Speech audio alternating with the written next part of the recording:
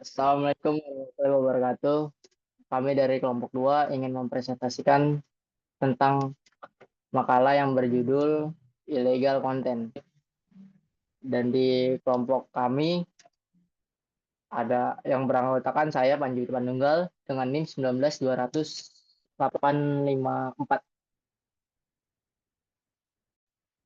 Nama saya Fikri Dwi Saputra dengan NIM 19200-713.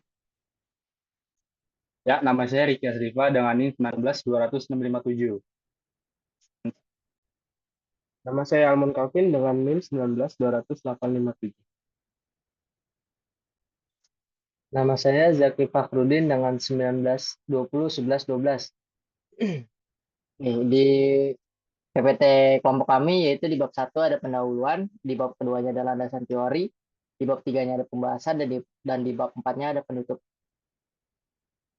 Yang di pertama bab 1-nya pendahuluan, latar belakang. Dewasa ini kemajuan teknologi informasi dan komunikasi semakin pesat disertai dengan banyak bermunculan perangkat-perangkat komunikasi yang menawarkan kecanggihan dan kemudahan, termasuk kemudahan dalam berselancar di dunia maya dengan cepat dan hemat.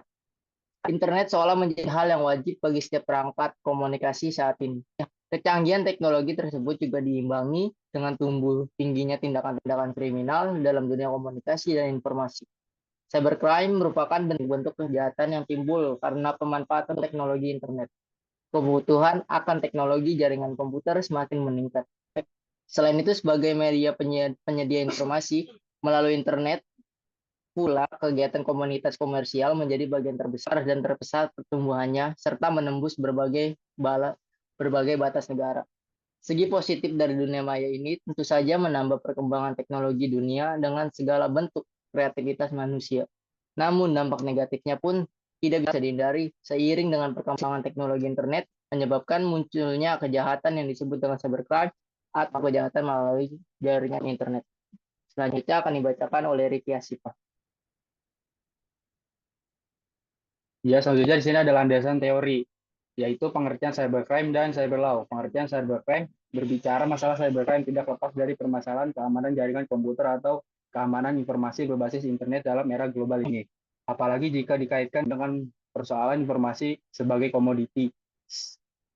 Informasi sebagai komoditi memerlukan kehandalan pelayanan agar apa yang disajikan tidak mengecewakan pelanggannya. Untuk mencapai tingkat kehandalan, tentunya informasi itu sendiri harus selalu dimutakhirkan sehingga informasi yang disajikan tidak ketinggalan zaman. Kejahatan dunia maya atau cybercrime ini muncul seiring dengan perkembangan teknologi informasi yang begitu cepat. Pada awalnya, cybercrime didefinisikan sebagai kejahatan komputer. Yang pertama, penggunaan komputer untuk melaksanakan perbuatan penipuan, pencurian, atau penyembunyian yang dimaksud untuk memperoleh keuntungan keuangan, keuntungan bisnis, kekayaan, atau pelayanan. Yang kedua, ancaman terhadap komputer itu sendiri, seperti pencurian perangkat keras atau lunak, sabotase, dan pemerasan. Pada dasarnya, cybercrime meliputi tindak pidana yang berkenaan dengan sistem informasi itu sendiri, juga sistem komunikasi yang merupakan sarana untuk penyampaian atau pertukaran informasi kepada pihak lainnya. Lalu sini ada pengertian cyberlaw. Hukum pada prinsipnya merupakan pengaturan terhadap sikap, tindakan, atau perilaku seseorang dan masyarakat di mana akan ada sanksi bagi yang melanggar. Alasan cyberlaw itu diperlunya menurut Stompul sebagai berikut. Yang pertama, masyarakat yang ada di dunia virtual ialah masyarakat yang berasal dari dunia nyata yang memiliki nilai dan kepentingan. Yang kedua, meskipun terjadi di dunia virtual, transaksi yang dilakukan oleh masyarakat memiliki pengaruh dalam dunia nyata. Cyberlaw adalah hukuman yang digunakan di dunia cyber atau dunia maya yang umumnya diasosiasikan dengan internet. Cyberlaw merupakan aspek hukum yang ruang lingkupnya meliputi setiap aspek yang berhubungan dengan seorang perorangan atau subjek hukum yang menggunakan dan memanfaatkan teknologi internet yang dimulai pada saat mulai online dan memasuki dunia cyber atau maya. Dan selanjutnya akan dibacakan oleh Almond Calvin.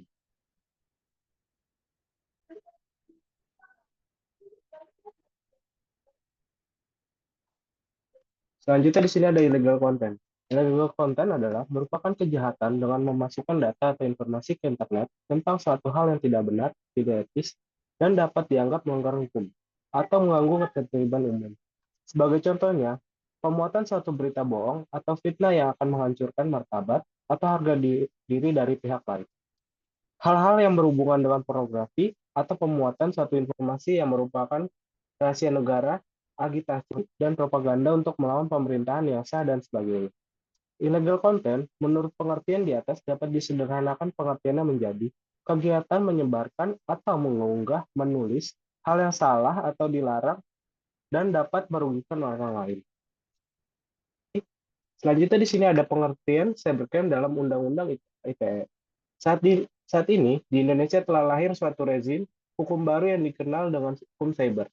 UU RI tentang Informasi dan Transaksi Elektronik nomor 11 tahun 2008 yang terdiri dari pasal 54 dan disahkan pada tanggal 21 April 2008, yang diharapkan bisa mengatur segala urusan dunia internet atau cyber, termasuk di dalamnya memberi punishment terhadap pelaku cybercrime.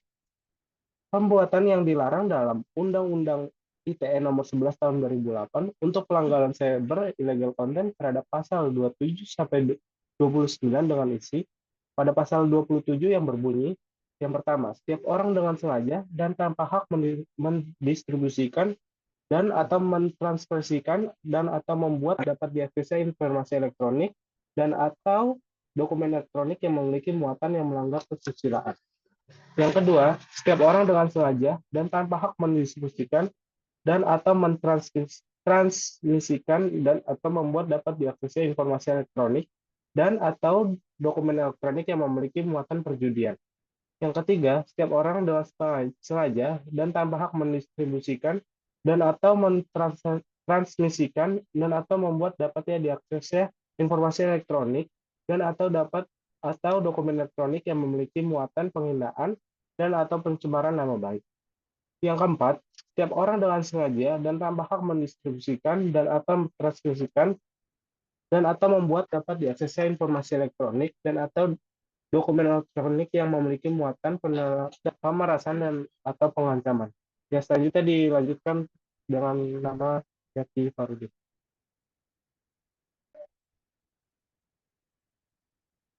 Dan selanjutnya pasal 28. 1. Setiap orang dengan sengaja dan tanpa hak menyebarkan berita bohong dan menyesatkan yang mengakibatkan kerugian konsumen dan transaksi elektronik. Yang kedua, setiap orang dengan sengaja dan tanpa hak menyebarkan informasi yang ditujukan untuk menimbulkan rasa kebencian atau permusuhan individu dan atau kelompok masyarakat tertentu berdasarkan atas suku, agama, ras, dan antar golongan. Pasal 29, 1. Setiap orang dengan sengaja dan tanpa hak mengirimkan informasi elektronik dan atau dokumen elektronik yang berisi ancaman kekerasan atau menakuti yang ditujukan secara pribadi. Pelanggaran siber mengenai illegal content akan mendapatkan pidana dengan ketentuan yang sudah diatur dalam Undang-Undang ITE nomor 11 tahun 2008 pasal 45, yaitu 1. Setiap orang yang memenuhi unsur sebagaimana dimaksud dalam pasal 27 ayat 1, ayat 2, ayat 3, atau ayat 4 dipidana dengan pidana penjara paling lama 6 tahun dan atau denda paling banyak 1 miliar.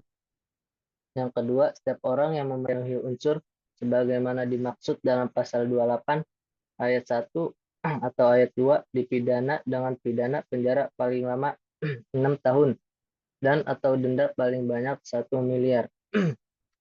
Dan ketiga, setiap orang yang memenuhi unsur sebagaimana dimaksud dalam pasal 29 dipidana dengan pidana penjara paling lama 12 tahun dan atau denda paling banyak 2 miliar. Dan selanjutnya itu pembahasan motif terjadinya illegal content. Adapun maksud atau motif pelaku dalam melakukan kejahatan cyber didasari oleh berbagai hal. Di antaranya adalah 1. Menjatuhkan moral atau harga diri orang yang memiliki sifat atau kriteria tertentu.